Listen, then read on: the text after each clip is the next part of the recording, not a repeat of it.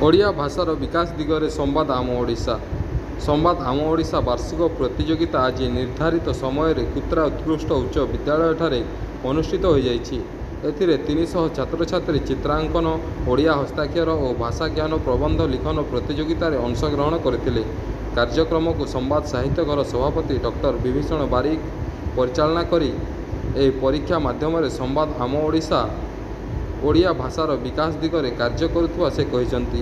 ଅନ୍ୟତମ ଅତିଥି ଭାବେ କୁତ୍ରା ଉଚ୍ଚ ବିଦ୍ୟାଳୟର ପ୍ରଧାନ ଶିକ୍ଷକ ନଳିନୀକାନ୍ତ ଶାସିନୀ, ତର୍କେରା ଉଚ୍ଚ ବିଦ୍ୟାଳୟର ପ୍ରଧାନ ଶିକ୍ଷକ ଲୋକନାଥ ପ୍ରଧାନ, ଶିକ୍ଷକ ରବୀନ୍ଦ୍ର ପଣ୍ଡା ଯୋଗଦେଇ ଏହି କାର୍ଯ୍ୟକ୍ରମର ଭୂୟସୀ ପ୍ରଶଂସା କରିଥିଲେ।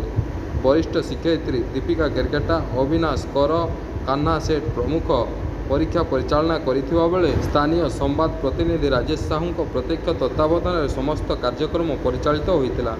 ପରେ କୃତି ଛାତ୍ରଛାତ୍ରୀଙ୍କୁ ଆକର୍ଷଣୀୟ ପୁରସ୍କାର ପ୍ରଦାନ କରାଯାଇଥିଲା। ସୁନ୍ଦରଗଡ଼ କୁତ୍ରାରୁ ରାଜେଶ ସାହୁଙ୍କ ରିପୋର୍ଟ, ସମ୍ବାଦ ଏକ୍ସପ୍ରେସ।